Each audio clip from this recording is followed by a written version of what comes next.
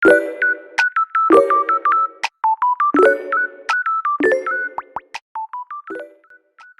Assalamualaikum warahmatullahi wabarakatuh.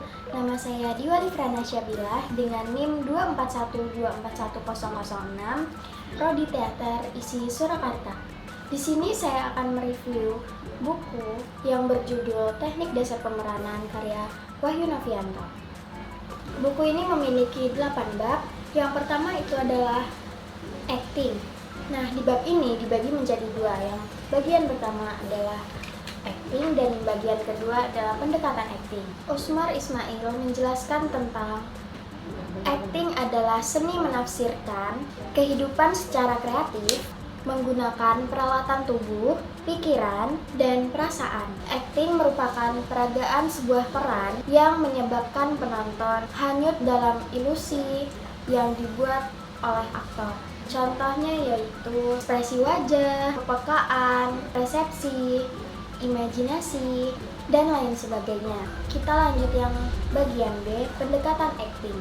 Menurut Eka Desitorus, menjelaskan bahwa secara garis besar, sejak abad ke-17, pendekatan acting yang muncul dibedakan oleh ahli sejarah teater menjadi 2, yaitu acting representasi atau bisa disebut formalisme dan acting presentasi atau bisa disebut realisme.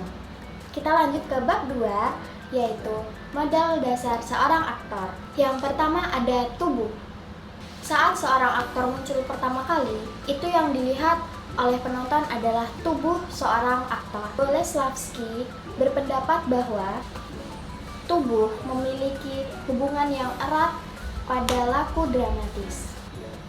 Tubuh seorang aktor juga membutuhkan latihan-latihan olah tubuh seperti pemanasan, latihan ketahanan, latihan kelenturan, latihan ketangkasan, dan relaksasi. Yang kedua yaitu suara. Suara adalah unsur penting dalam pertunjukan teater. Seorang aktor juga membutuhkan latihan suara. Latihan yang dilakukan bisa dengan teknik pernafasan, teknik ucapan, dan lain sebagainya. Yang ketiga itu rasa atau sukma. Pemeran teater membutuhkan kepekaan terhadap rasa. Bertindak dan berdialog tanpa rasa, maka akting yang dilakukan hanya bertegak dan bersuara saja. Maka dari itu, aktor juga harus bisa menghidupkan jiwanya terhadap karakter tersebut.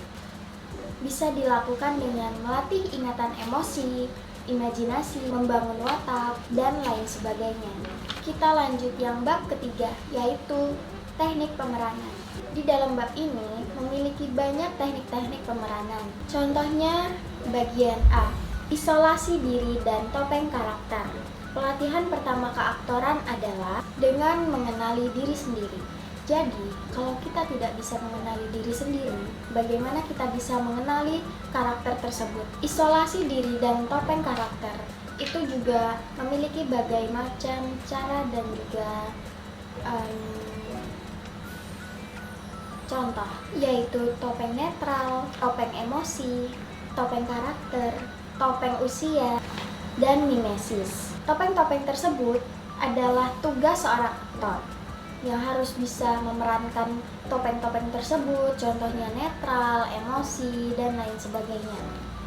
Seorang aktor bisa melakukannya, memasuki sebuah karakter dengan cara mengisolasikan diri. Maksudnya, isolasi diri.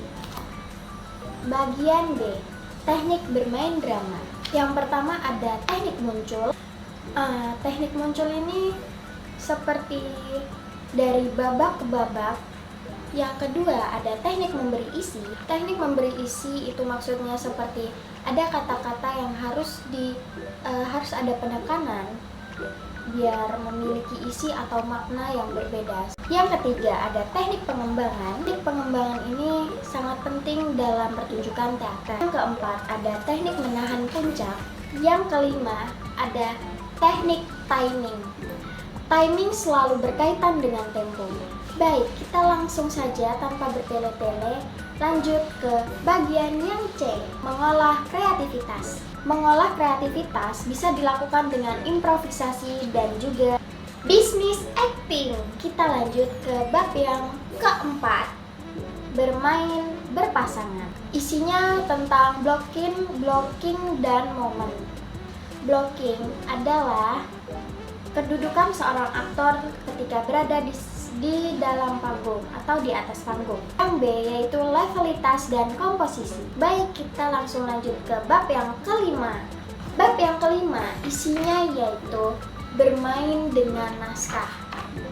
Bab yang kelima itu isinya seperti memilih naskah, reading naskah atau latihan, membaca naskah tanpa adanya rasa dan intonasi. Jadi flat gitu aja membaca. Ada juga membaca dengan rasa, membaca dengan intonasi, suara, jeda, dan lain sebagainya. Yang C, ada analisis naskah. Yang pertama itu kita harus menganalisis tema, penokohan, plot atau alur. Yang terakhir ada observasi dan eksplorasi. Kita lanjut bab yang ke-6, itu isinya adalah bentuk teater, itu ada berbagai macam, dan gaya teater. Bentuk teater itu ada tragedi dan komedi. Lalu yang kedua ada gaya teater. Gaya sering diartikan dengan aliran, seperti aliran klasik, aliran neoklasik, aliran romantis atau romantik, aliran realisme, aliran eksperionisme, yang terakhir aliran ekspresionisme. Lanjut ke bab yang ke-7, penciptaan pertunjukan teater. Di dalam bab 7 ini isinya ada pra-penciptaan dan proses penciptaan. Pra-penciptaan yaitu adalah berupa pertanyaan-pertanyaan yang harus dijawab oleh sutradara. Langsung saja kita lanjut ke bab yang ke-8, aspek pendukung pertunjukan teater. Aspek dalam pertunjukan teater itu ada berbagai macam. Yang pertama aktor, yang kedua penonton, yang ketiga tempat pertunjukan. Tempat pertunjukan itu ada berbagai macam. Kalau di Solo contohnya ada banyak, ada di dalam ruangan, ada di luar ruangan seperti pendopo, seperti di taman budaya atau lain sebagainya. Baik, itu saja yang saya tangkap dari buku Teknik Dasar Pemeranan ini, karya Wahyu Novianto. Ini buku yang sangat amat baik untuk para aktor dan juga sutradara. Ini bukunya bagus banget, sangat direkomendasikan untuk dibaca. Baik, sampai di sini saja review dari buku Teknik Dasar Pemeranan karya Wahyu Novianto ini yang sangat bagus dan juga sangat